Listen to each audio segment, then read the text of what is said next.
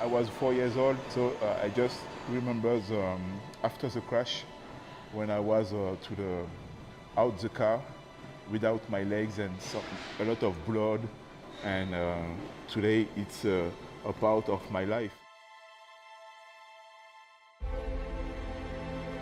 When I was young, when I tried to run, to beat the normal friends, to swim without my legs, with my arms.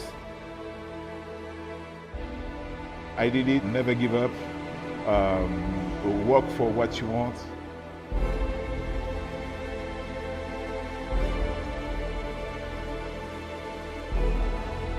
No excuses. No victim mentality. The world owes you nothing. You know, when situations come, whether you lose a loved one, whether you didn't pass, a class, so you have to sit out, for 4 or 6 games.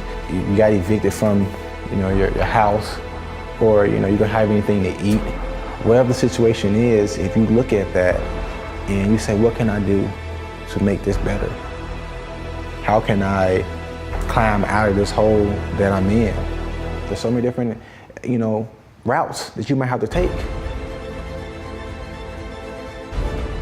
And some of them might be quicker than others. Or are you going to endure?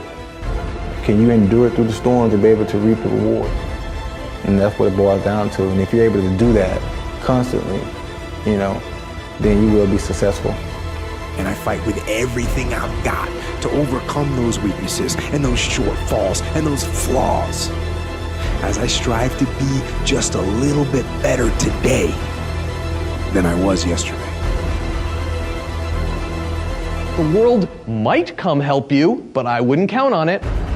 If you start from the feeling that you need the world to participate in order for you to be successful at taking on this new thing that you're considering doing, you're right to be scared.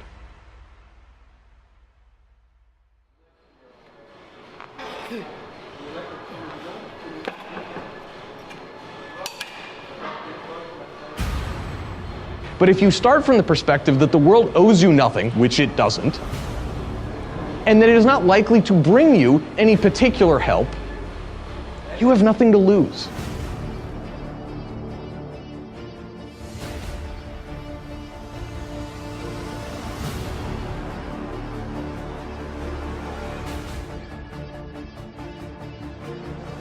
My friends, there are a million reasons why not, but there's one great reason why, which is you've just got to persevere, no matter what it is.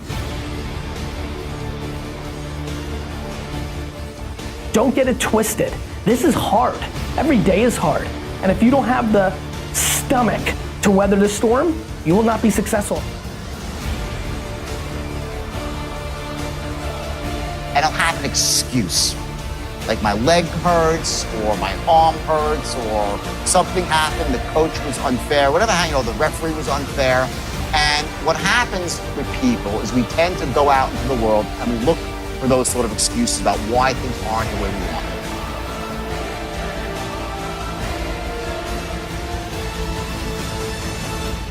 I just remember after the crash, when I was out the car without my legs and a lot of blood.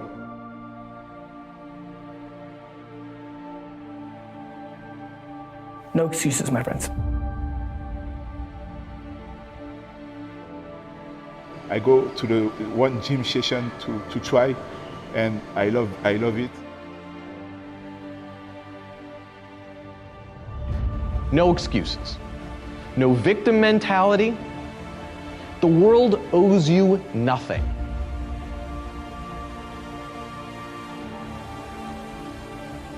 And today, it's a part of my life. I never, more than 10 years now, I never left the gym.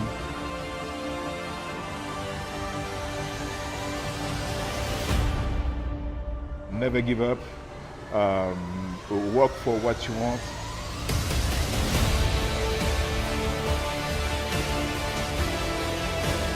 And it doesn't matter how you get knocked down in life, because that's going to happen.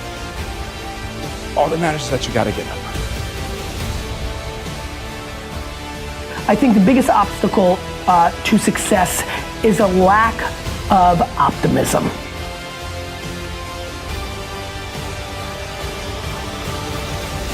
The weights out in the gym, they're not going to move themselves.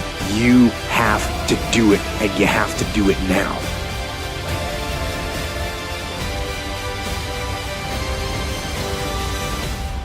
You know, we need to get more people to be able to get hit with, get rocked and shook with adversity, no matter what the situation.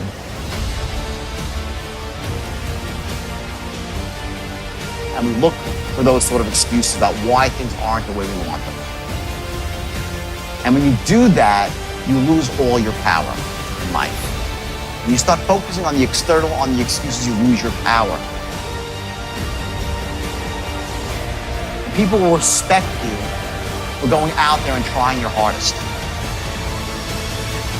It's not how you actually perform that earns you the respect of your peers. It's the fact that you went out and actually did it. That's the difference.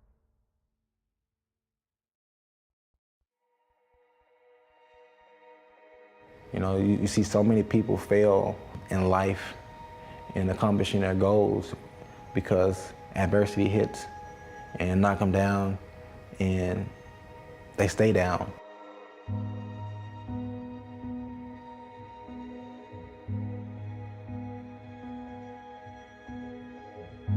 We need them to be able to get back up and keep pressing forward until they see and accomplish, you know, what they have set forth for themselves.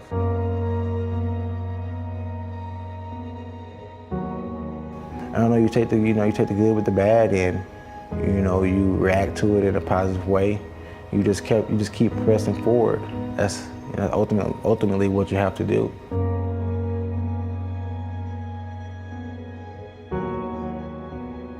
A dream like this seems kind of vaguely ludicrous and completely unattainable. But this moment is directly connected to those childhood imaginings. And for anybody who's on the downside of advantage and relying purely on courage, it's possible.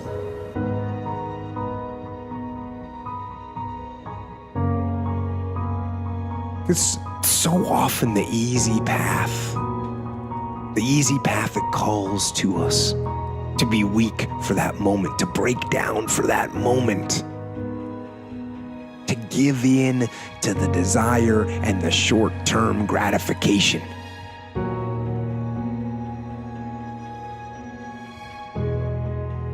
Person's strengths are often their biggest weaknesses. And so that also means that their weaknesses can be their strengths. So, me, I am weak. In all those ways that I listed, I am weak, but I don't accept that. I don't accept that I am what I am and that is what I'm doomed to be. No, I don't accept that. I'm fighting. I'm always fighting. I'm struggling and I'm scrapping and I'm kicking and clawing at those weaknesses to change them, to stop them. Some days I win. Some days I don't. But each and every day, I get back up and I move forward with my fists clenched toward the battle, toward the struggle. Here and now. That's it. You want to improve? You want to get better? You want to get on a workout program or a clean diet? You want to start a business? You want to write a book or make a movie or build a house or a computer or put together some mobile application? Where do you start? You start right here. And when do you start? You start right now. You initiate the action aggressively. You go. Because the idea isn't going to execute itself. And the book isn't going to write itself. And the weights out in the gym, they're not going to move themselves. You have to do it, and you have to do it now. And that means you got to stop thinking about it and stop dreaming about it and stop researching every aspect of it and reading all about it and debating the pros and cons of it. Just start doing it. Take that first step.